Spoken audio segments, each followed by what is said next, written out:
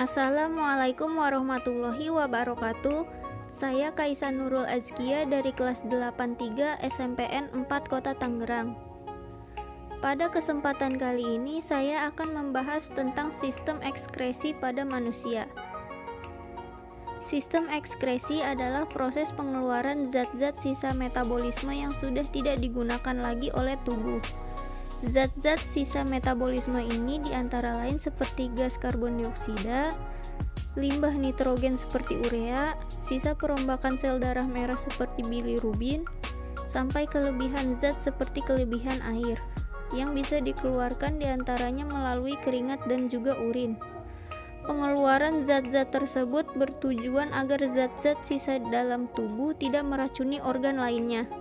Sistem ekskresi melibatkan organ-organ tubuh seperti ginjal, paru-paru, hati, dan kulit. Organ pertama yaitu ginjal berfungsi untuk menyaring darah yang mengandung zat sisa metabolisme dari sel di seluruh tubuh. Ginjal terletak di kanan dan kiri tulang pinggang, yaitu di dalam rongga perut pada dinding tubuh bagian belakang. Ginjal sebelah kiri letaknya lebih tinggi daripada ginjal sebelah kanan. Darah akan masuk ke dalam ginjal melalui pembuluh arteri besar dan akan keluar dari ginjal melalui pembuluh vena besar. Apabila sebuah ginjal dipotong melintang, maka akan tampak 3 lapisan. Bagian luar disebut korteks renalis atau kulit ginjal. Di bawahnya terdapat medula renalis dan di bagian dalam terdapat rongga yang disebut rongga ginjal atau pelvis renalis. Ginjal tersusun atas kurang lebih 1 juta alat penyaring yang disebut dengan nefron. Nefron merupakan satuan struktural dan fungsional ginjal karena nefron merupakan unit penyusun utama ginjal dan unit yang berperan penting dalam proses penyaringan darah. Organ selanjutnya yaitu paru-paru. Dalam sistem ekskresi, paru-paru berfungsi untuk mengeluarkan karbon dioksida yang merupakan limbah hasil metabolisme sel-sel tubuh sehingga harus dikeluarkan ketika kita menghembuskan nafas.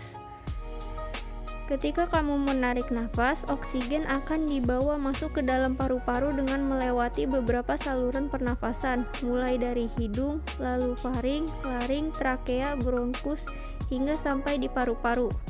Kemudian di paru-paru, tepatnya di alveolus, akan terjadi pertukaran antara oksigen dengan karbon dioksida.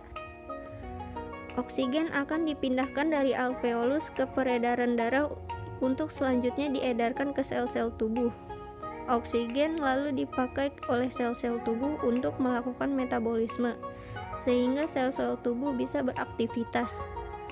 Hasil metabolisme ini menyisakan limbah dalam bentuk karbon dioksida. Karena karbon dioksida adalah limbah, maka harus dibuang dari dalam tubuh. Oleh karena itu, karbon dioksida dibawa dari sel-sel tubuh ke peredaran darah menuju alveolus. Karbon dioksida dipindahkan dari peredaran darah ke alveolus untuk dikeluarkan oleh paru-paru saat kita menghembuskan nafas. Organ selanjutnya yaitu hati. Sebagai organ yang berperan dalam sistem ekskresi, hati berfungsi untuk merombak sel-sel darah merah yang sudah tua atau rusak untuk menghasilkan bilirubin yang sifatnya beracun.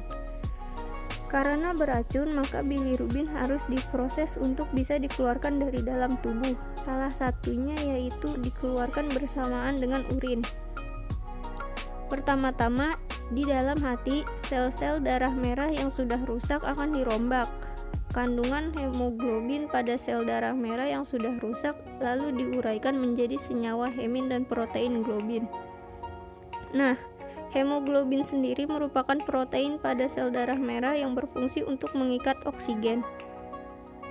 Protein globin hasil perombakan sel darah merah lalu akan diuraikan menjadi asam amino yang bisa digunakan untuk membentuk sel darah merah baru.